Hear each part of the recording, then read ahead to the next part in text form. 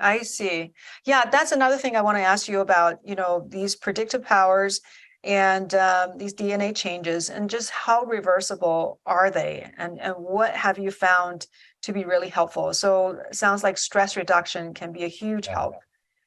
Definitely. I surprisingly so. I think in terms of me, but beyond that, there are a lot of other associations which, unfortunately, are not too surprising. They sort of tell us what we already know, which is sometimes in a good way. It's good because it backs up our assumptions, which means that we're on the right track and that all of that data we already know is validated. But at the same time, it can be, I would say, not the most surprising. You're probably doing or know to do these things anyway.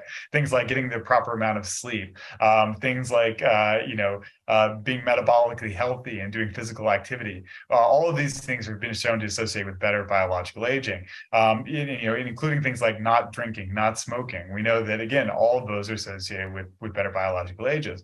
But there are a few things that have been pretty surprising and that are pretty, I would say, unconventional in terms of our analysis. One of those things that we're about to publish on very shortly are senolytics.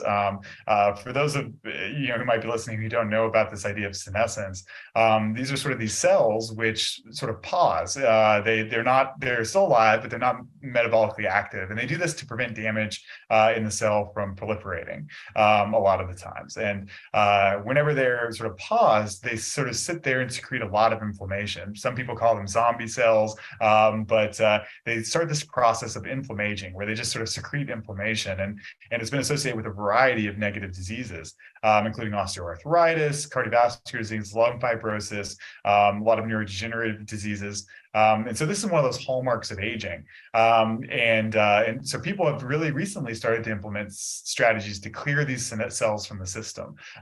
Some of those strategies in terms of peptides would be things like FOXO4 DRI, or things like supplements like Fisetin. But probably the most common one is a senolytic called dasatinib, which is a cancer drug that's been repurposed, along with quercetin. And we recently found in an analysis that dasatinib and quercetin senolytic treatment actually made biological age worse for almost every patient who took it. And it seemed to have a negative effect on decreasing telomere length and increasing biological ages. Including quercetin. Yeah, dasatinib and That's quercetin. very popular. Yeah, and so we didn't measure quercetin by itself, only with dasatinib. But we found that, and again, that was a product that people were prescribing frequently at the compounding pharmacy we had to treat these senescent cells. But it turns out that it might not be the best method, and so that was really surprising. Even Fisetin as a standalone actually seemed to have some negative effects.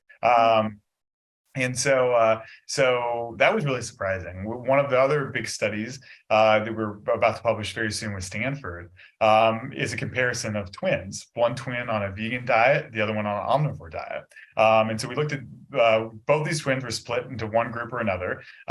Their meals were all provided for them. They were tracked and all of their calories were the same. And to be honest with you, we didn't expect to see much of a difference at all. 8 weeks is not a very long time for an intervention. But when we did the analysis, we started to see that the vegan diets, in particular, had much better aging outcomes than those omnivore diets, which was, certainly a surprise to us. But it looks like the vegan diet has some anti-aging benefits. Other studies have been done on diet types and has shown that Mediterranean diets are very, very good at anti-aging and have really good data. And so we were surprised to see this, but these are some of the really non-intuitive things I think that we were surprised to see.